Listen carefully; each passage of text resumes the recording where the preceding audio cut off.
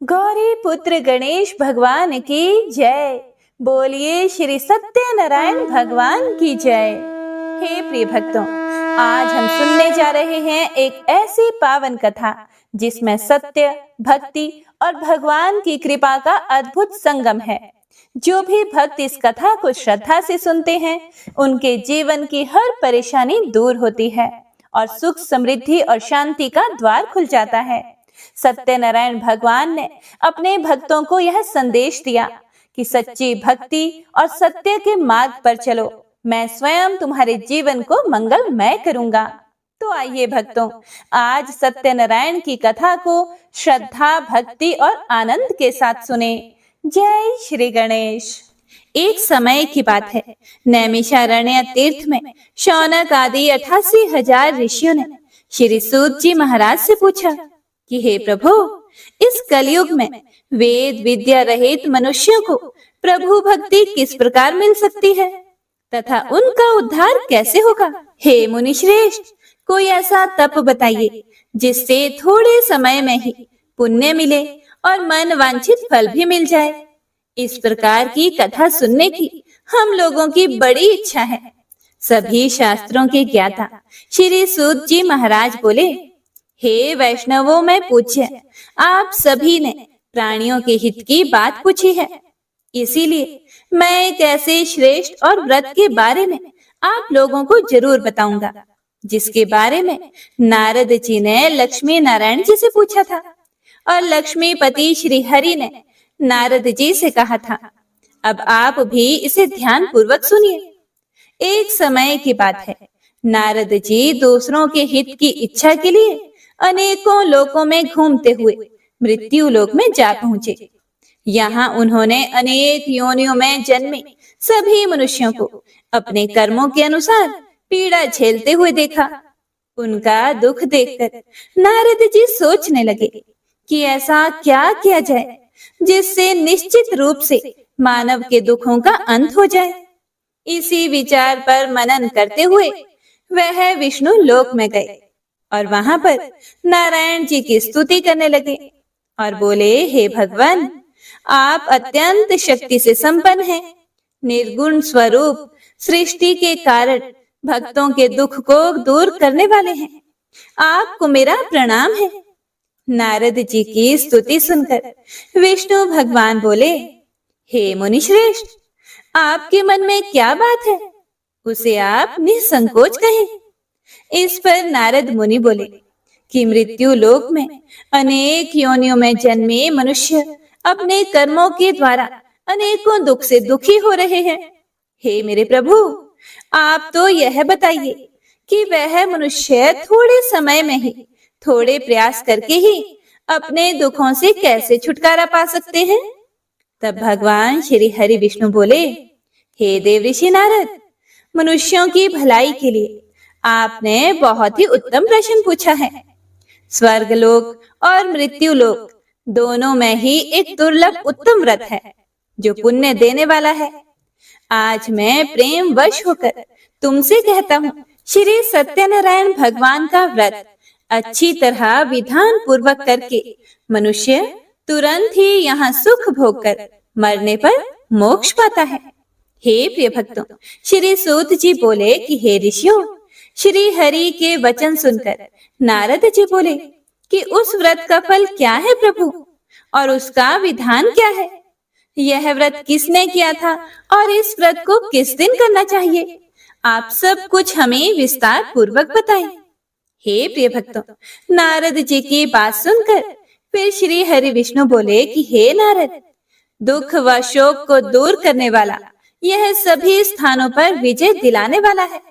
मानव को भक्ति व श्रद्धा के साथ शाम को श्री सत्यनारायण भगवान की पूजा धर्म परायण होकर ब्राह्मणों व बंधुओं के साथ करने के साथ ही यथाशक्ति अनुसार भक्ति भाव से भगवान का भोग लगाना चाहिए, आरती करनी है और ब्राह्मणों सहित बंधु बांधवों को भी भोजन कराना है।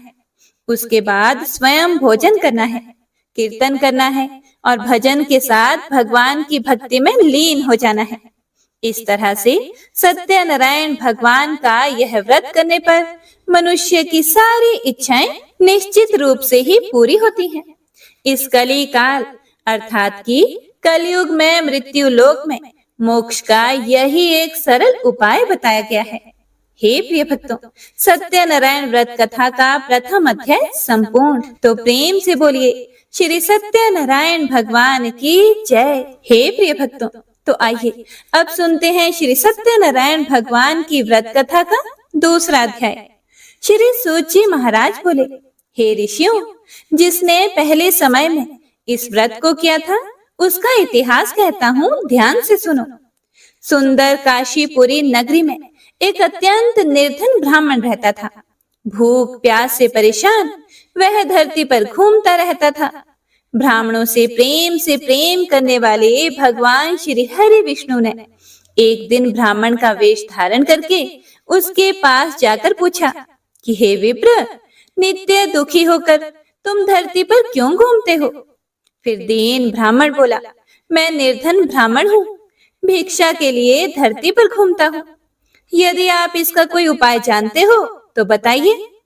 वृद्ध ब्राह्मण रूपी भगवान ने कहा कि सत्यनारायण भगवान मनोवांछित फल देने वाले हैं।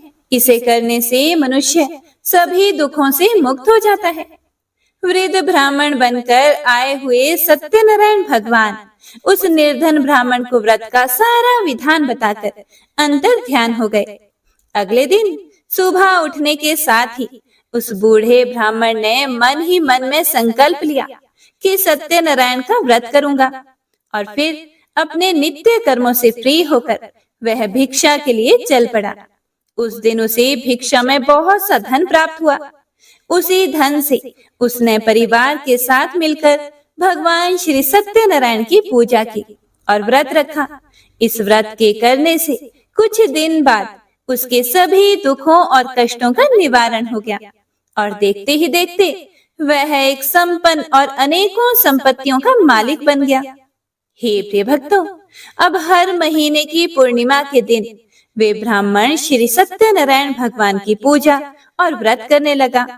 इस प्रकार सत्यनारायण भगवान के इस व्रत को करके वह श्रेष्ठ ब्राह्मण सभी पापों और गरीबी से मुक्त हो गया और उसने एक दुर्लभ मोक्ष पद को प्राप्त किया। इस तरह से सत्यनारायण भगवान के व्रत को जो भी मनुष्य करेगा वह सभी प्रकार के पापों से छूटकर मोक्ष को प्राप्त होगा, और जो मनुष्य इस व्रत को करेगा वह भी सभी दुखों से मुक्त हो जाएगा। श्री सूत जी महाराज ऋषियों से बोले कि हे मुनियों, इस तरह से देव ऋषि नारद जी से नारायण जी का कहा हुआ श्री सत्यनारायण व्रत को मैंने तुमसे कहा। हे मुनियों, मैं अब और क्या कहूँ? इतनी कथा सुनने के बाद 88,000 ऋषि मुनि श्री सूत जी महाराज से बोले, हे मुनिवर, संसार में उस विप्र से सुनकर और किस किस ने इस व्रत को किया, हम सब इस बात को भी सुनना चाहते हैं। इसके लिए हमारे मन में श्रद्धा का बहुत भाव है। सूत जी बोले कि हे मुनियों, जिस जिसने इस व्रत को किया है वह सब सुनो। एक समय की बात है, वही विप्र धन और ऐश्वर्य के अनुसार अपने बंधु बांधवों के साथ इस व्रत को करने के लिए तैयार हुआ। उसी समय एक लकड़ी बेचने वाला बूढ़ा आदमी आया और लकड़ियां बाहर रखकर अंदर ब्राह्मण के घर में गया। प्यास से दुखी वह लकड़हारा उनको व्रत करते देखकर विप्र को नमस्कार करके पूछने लगा कि आप यह क्या कर रहे हैं तथा इसे करने से आपको क्या फल मिलेगा, कृपया करके मुझे भी बताइए। लकड़हारे की बात को सुनकर ब्राह्मण ने कहा कि सभी मनोकामनाओं को पूरा करने वाला यह श्री सत्यनारायण भगवान का व्रत है। इनकी कृपा से ही मेरे घर में धन धान्य आदि की वृद्धि हुई है। विप्र से सत्यनारायण व्रत के बारे में जानकर लकड़हारा बड़ा खुश हुआ। चरणामृत लेकर और प्रसाद खाने के बाद वह अपने घर चला गया। लकड़हारे ने अपने मन में संकल्प किया कि आज लकड़ी बेचने से जो भी मुझे धन मिलेगा उसी से मैं श्री सत्यनारायण भगवान का उत्तम व्रत करूंगा। मन में इस विचार को लेकर बूढ़ा आदमी सिर पर लकड़ियां रखकर उस नगर में बेचने चला गया, जहां उसे अपनी लकड़ियों के दाम पहले से 4 गुना अधिक मिले। बूढ़ा व्यक्ति प्रसन्नता के साथ पैसे लेकर सत्यनारायण भगवान की मूर्ति और व्रत की अन्य सामग्रियां लेकर अपने घर को आया। वहां उसने अपने परिवारजनों को बुलाकर विधि विधान से श्री सत्यनारायण भगवान का पूजन और व्रत किया। इस व्रत के प्रभाव से वह बूढ़ा लकड़हारा धन पुत्र आदि से युक्त होकर संसार के समस्त सुख भोग कर अंत में वैकुंठ धाम चला गया। हे प्रिय भक्तों, श्री सत्यनारायण व्रत कथा का दूसरा अध्याय संपूर्ण। तो सभी प्रेम से बोलिए श्री सत्यनारायण भगवान की जय। तो आइए अब सुनते हैं श्री सत्यनारायण भगवान की व्रत कथा का तीसरा अध्याय। श्री सूत जी महाराज बोले, हे श्रेष्ठ मुनियों, अब आगे की कथा कहता हूँ, ध्यान से सुनो। पहले समय में उल्का मुख नाम का एक बुद्धिमान राजा था। वह सत्यवक्ता और जितेंद्रिय था। प्रतिदिन वह देव स्थानों पर जाता था और निर्धन व्यक्तियों को धन देकर उनके कष्ट दूर करता था। उसकी पत्नी कमल के समान मुख वाली तथा सती साध्वी थी। भद्रशिला नदी के तट पर उन दोनों ने श्री सत्यनारायण भगवान का व्रत किया। उसी समय साधु नाम का एक वैश्य आया। उसके पास व्यापार करने के लिए बहुत सा धन भी था। राजा को व्रत करते देखकर वह विनय के साथ पूछने लगा कि हे राजन, भक्ति भाव से पूर्ण होकर आप यह क्या कर रहे हैं? मैं सुनने की इच्छा रखता हूँ, कृपा करके मुझे भी बताइए। राजा बोला, मैं अपने बंधु बांधवों के साथ पुत्र आदि की प्राप्ति के लिए श्री सत्यनारायण भगवान का व्रत और पूजन कर रहा हूँ। राजा के वचन सुनकर साधु आदर से बोला, हे राजन, मुझे इस व्रत का सारा विधान कहिए। मैं भी इस व्रत को करूंगा। मेरी भी संतान नहीं है और इस व्रत को करने से निश्चित रूप से मुझे संतान की प्राप्ति होगी। राजा से व्रत का सारा विधान सुनकर व्यापार से निवृत्त होकर वह अपने घर को गया और घर पहुंचकर साधु ने वह सारी बात अपनी पत्नी को बता दी। पत्नी को संतान देने वाले इस व्रत का वर्णन कह सुनाया और कहा कि जब मेरी संतान होगी तब मैं भी इस व्रत को करूंगा। साधु ने इस तरह के वचन अपनी पत्नी लीलावती से कहे। एक दिन लीलावती पति के साथ आनंदित होकर सांसारिक धर्म में प्रवृत्त होकर सत्यनारायण भगवान की कृपा से गर्भवती हो गई। 10वें महीने उसके गर्भ से एक सुंदर कन्या ने जन्म लिया। माता पिता ने अपनी कन्या का नाम कलावती रखा। एक दिन कलावती की माँ लीलावती ने अपने पति को याद दिलाया कि आपने श्री सत्यनारायण भगवान के जिस व्रत को करने का संकल्प किया था उसे करने का समय आ गया है। अब इस व्रत को कीजिए। फिर साधु बोला कि हे प्रिय, इस व्रत को मैं उसके विवाह पर करूंगा। इस प्रकार अपनी पत्नी को आश्वासन देकर वह नगर को चला गया। इधर कन्या कलावती पिता के घर में जल्दी जल्दी बढ़ने लगी। उसके बाद धर्मज्ञ साधु ने नगर में सखियों के साथ क्रीड़ा करती हुई अपनी कन्या को विवाह योग्य देखकर आपस में मंत्रणा करके अपने दूत से बोले, कन्या विवाह के लिए श्रेष्ठ वर की खोज करो। दूत से ऐसा कहकर शीघ्र ही उसे भेज दिया। उसकी आज्ञा पाकर वह दूत कांचन नामक नगर में गया। वहां से एक वणिक का पुत्र लेकर आया। उस साधु ने उस वणिक के पुत्र को सुंदर और गुणों से संपन्न देखकर अपनी जाति के लोगों तथा बंधु बांधवों के साथ संतुष्ट चित होकर विधि विधान से वणिक पुत्र के हाथ में कन्या का दान कर दिया। लेकिन हे प्रिय भक्तों, दुर्भाग्य की बात यह है कि साधु ने अभी भी श्री सत्यनारायण भगवान का व्रत नहीं किया। इस पर तो श्री भगवान क्रोधित हो गए और श्राप दे दिया।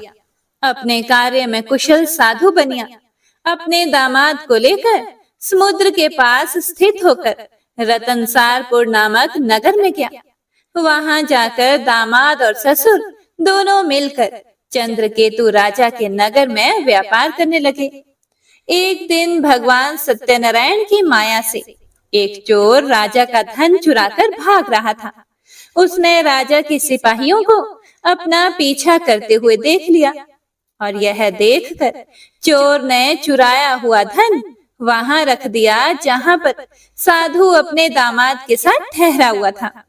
राजा के सिपाहियों ने साधु वैश्य के पास राजा का धन पड़ा देखा तो वह ससुर और दामाद दोनों को बांधकर प्रसन्नता से राजा के पास दौड़ कर ले गए और कहा कि उन दोनों चोरों को हम पकड़ कर लाए हैं। हे राजन, आप आगे की कार्यवाही की आज्ञा दे दें। राजा की आज्ञा से उन दोनों को कठिन कारावास में डाल दिया गया और उनका सारा धन भी उनसे छीन लिया गया। श्री सत्यनारायण भगवान के श्राप से वणिक के घर में उसकी पत्नी भी बहुत दुखी हो गई और उनके घर में सारा का सारा जो धन था वह चोरों ने चुरा लिया।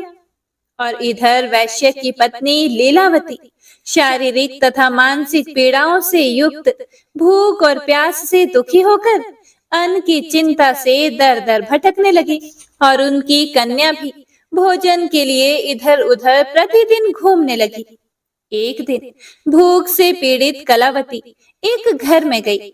वहां जाकर उसने श्री सत्यनारायण भगवान के व्रत पूजन को देखा। वहां बैठकर उसने कथा भी सुनी और वरदान भी मांगा। उसके बाद प्रसाद ग्रहण करके वह कुछ रात होने पर घर आ गई। माता ने कलावती कन्या से प्रेम पूर्वक पूछा, हे पुत्री, रात में तू कहाँ रुक गई थी? तुम्हारे मन में क्या बात है? कलावती ने अपनी माता से कहा, हे माते, मैंने एक घर में मनोरथ प्रदान करने वाला व्रत देखा है।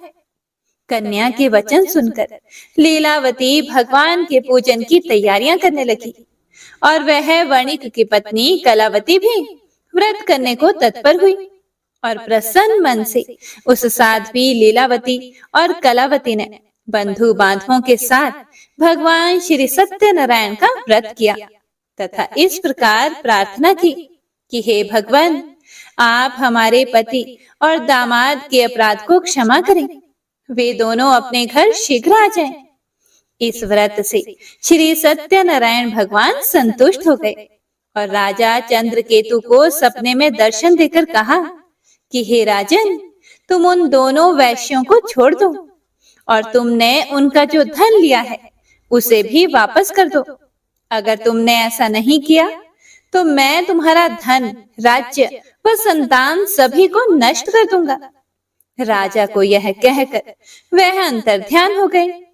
सुबह राजा ने सभा में अपना सारा सपना सुनाया और फिर बोले कि उन दोनों को कैद से मुक्त करके सभा में लेकर आओ। दोनों ने आते ही राजा को प्रणाम किया। राजा बोला, हे महानुभावों, प्रारब्ध वर्ष ऐसा कठिन दुख तुम्हें प्राप्त हुआ है, लेकिन अब तुम्हें कोई भी भय करने की जरूरत नहीं है। ऐसा कहकर राजा ने उन दोनों को नए वस्त्र आभूषण भी पहनाए और जितना धन उनका लिया था उससे दुगुना धन वापस कर दिया। दोनों वैश्य अपने घर को चल दिए। हे प्रिय भक्तों, श्री सत्यनारायण व्रत कथा का तीसरा अध्याय संपूर्ण। तो प्रेम से बोलिए श्री सत्यनारायण भगवान की जय। हे प्रिय भक्तों, श्री सत्यनारायण भगवान व्रत कथा का चौथा अध्याय शुरू होता है। श्री सूत जी महाराज ऋषियों से बोले कि वैश्य ने मंगलाचार करके अपनी यात्रा आरंभ कर दी और अपने नगर की ओर चल दिया। साधु के कुछ दूर जाने पर भगवान श्री सत्यनारायण की उसकी सत्यता की परीक्षा लेने की इच्छा हुई और एक दंडी वेशधारी बनकर आए और उनसे पूछा कि हे साधो, इस नाव में क्या है? यह सुनकर वैश्य हंसता हुआ बोला, हे दंडी, आप क्यों पूछते हो? क्या धन लेने की इच्छा है? मेरी नाव में तो बेल व पत्ते भरे हुए हैं। वैश्य के कठोर वचन सुनकर भगवान बोले कि तुम्हारा वचन सत्य हो। दंडी ऐसे वचन कहकर वहां से दूर चले गए और कुछ दूर जाकर समुद्र के किनारे बैठ गए।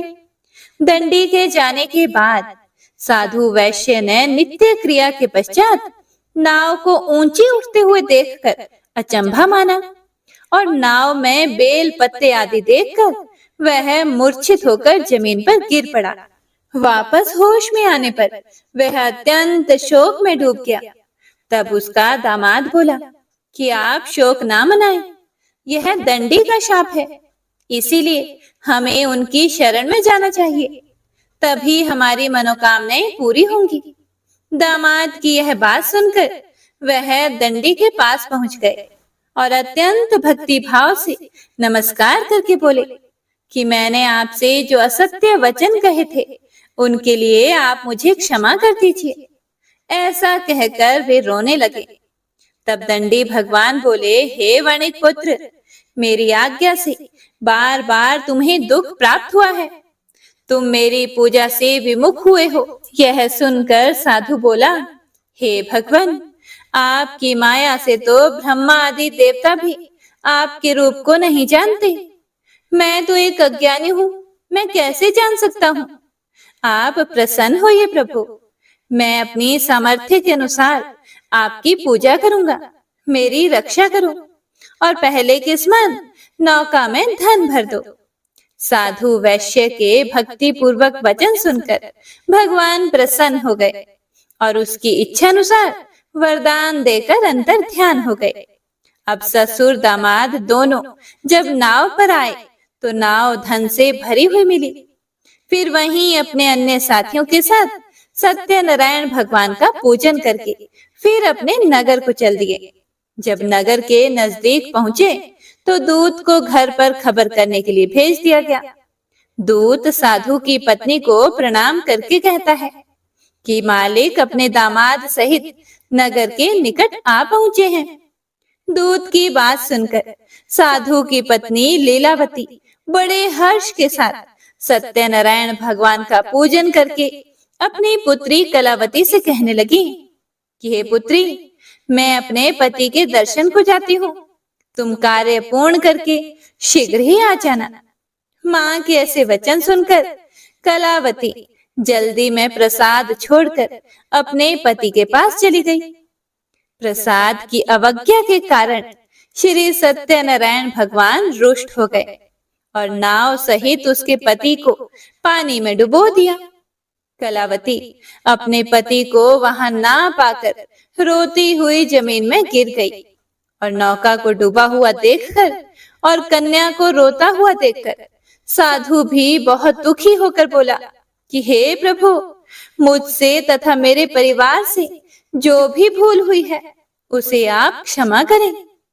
साधु के दीन वचन सुनकर श्री सत्यनारायण भगवान प्रसन्न हो गए और आकाशवाणी हुई कि हे साधु, तेरी कन्या मेरे प्रसाद को छोड़कर आई है, इसीलिए उसका पति अदृश्य हो गया है। यदि वह घर जाकर प्रसाद खाकर लौटती है तो इसे इसका पति अवश्य मिलेगा। ऐसी आकाशवाणी सुनकर कलावती ने वैसा ही किया जैसा आकाशवाणी के दौरान भगवान ने कहा और फिर प्रसाद ग्रहण करने के बाद जब वह वापस आई तो अपने पति के दर्शन करके बहुत ही प्रसन्न हुई। उसके बाद साधु अपने बंधु बांधवों सहित श्री सत्यनारायण भगवान का विधि विधान से पूजन करता है। इस लोक का सुख भोग कर वह अंत में स्वर्ग लोक में जाता है। हे प्रिय भक्तों, तो इस प्रकार श्री सत्यनारायण व्रत कथा का चौथा अध्याय संपूर्ण होता है। प्रेम से बोलिए श्री सत्यनारायण भगवान की जय। हे प्रिय भक्तों, श्री सत्यनारायण भगवान व्रत कथा का 5वां अध्याय शुरू होता है। श्री सूत जी महाराज बोले, हे ऋषियों, मैं और भी एक कथा सुनाता हूँ, उसे भी ध्यान पूर्वक सुनो। प्रजापालन में लीन तुंगध्वज नामक एक राजा था। उसने भी भगवान का प्रसाद त्याग कर बहुत ही दुख सहन किया था। एक बार जंगल में जाकर वन्य पशुओं को मारकर वह बड़ के पेड़ के नीचे आया। वहां उसने ग्वालों को भक्ति भाव से अपने बंधुओं सहित सत्यनारायण भगवान का पूजन करते देखा। अभिमानवश राजा उन्हें देखकर भी पूजा स्थान में नहीं गया और ना ही उसने भगवान को प्रणाम किया। ग्वालों ने राजा को प्रसाद दिया, लेकिन उसने ये प्रसाद भी नहीं खाया और प्रसाद को वहीं छोड़कर वह अपने नगर को चला गया। हे प्रिय भक्तों, जब वह नगर में पहुंचा तो वहां सब कुछ तहस नहस हुआ पड़ा था। तो वह शीघ्र ही समझ गया कि यह सब भगवान के अनादर का ही परिणाम है। वह दोबारा ग्वालों के पास पहुंचा और विधि पूर्वक पूजा करके प्रसाद खाया। तो श्री सत्यनारायण भगवान की कृपा से सब कुछ पहले जैसा हो गया। दीर्घ काल तक सुख भोगने के बाद मरने के बाद उसे स्वर्ग लोक की प्राप्ति हुई। श्री सूत जी महाराज कहते हैं कि जो भी मनुष्य इस परम दुर्लभ श्री सत्यनारायण के व्रत को करता है और पुण्यमयी तथा फल प्रदायिनी भगवान की कथा को भक्ति युक्त होकर सुनता है, उसे भगवान श्री सत्यनारायण की कृपा से धन धान्य आदि की प्राप्ति होती है। दरिद्र धनवान हो जाता है, संतानहीन मनुष्य को संतान सुख मिलता है और बंधन में पड़ा हुआ बंधन से मुक्त हो जाता है। डरा हुआ व्यक्ति भय मुक्त हो जाता है। यह सत्य बात है, इसमें कोई भी संशय नहीं है। इस लोक में वह सभी इच्छित फलों का भोग प्राप्त करके अंत में सत्यपुर वैकुंठ लोक को जाता है। श्री सूत जी महाराज बोले कि इस प्रकार मैंने आप लोगों से भगवान श्री सत्यनारायण के व्रत को कहा, जिसे करके मनुष्य सभी दुखों से मुक्त हो जाता है। हे श्रेष्ठ मुनियों, जो भी मनुष्य नित्य भगवान श्री सत्यनारायण की इस व्रत कथा को पढ़ता या सुनता है, भगवान श्री सत्यनारायण की कृपा से उसके सभी पाप नष्ट हो जाते हैं। हे मुनीश्वरों, पूर्व काल में जिन लोगों ने भगवान श्री सत्यनारायण का व्रत किया था, उनके अगले जन्म का वृतांत कहता हूँ, आप लोग ध्यान से सुने। वृद्ध शतानंद ब्राह्मण ने सुदामा का जन्म लेकर मोक्ष की प्राप्ति की। लकड़हारे ने अगले जन्म में निषाद बनकर मोक्ष प्राप्त किया। उल्कामुख नाम का राजा दशरथ होकर वैकुंठ को गए। साधु नाम के वैश्य ने मोरध्वज बनकर अपने पुत्र को आरे से चीरकर मोक्ष पाया। महाराज तुंगध्वज ने स्वयंभू होकर भगवान में भक्ति युक्त होकर कर्म करके मोक्ष पाया। कथा सुनने के बाद सभी ऋषियों ने श्री हरि को झुककर प्रणाम किया। हे प्रिय भक्तों, तो इसी के साथ श्री सत्यनारायण व्रत कथा का 5वां अध्याय संपूर्ण होता है। श्रीमन नारायण नारायण हरि हरि, भजमन नारायण नारायण हरि हरि। श्री कृष्ण गोविंद हरे मुरारी, हे नाथ नारायण वासुदेवा। श्री सत्यनारायण भगवान की आरती। ओम जय लक्ष्मी रमणा, स्वामी जय लक्ष्मी रमणा। सत्यनारायण स्वामी जनपातक हरणा।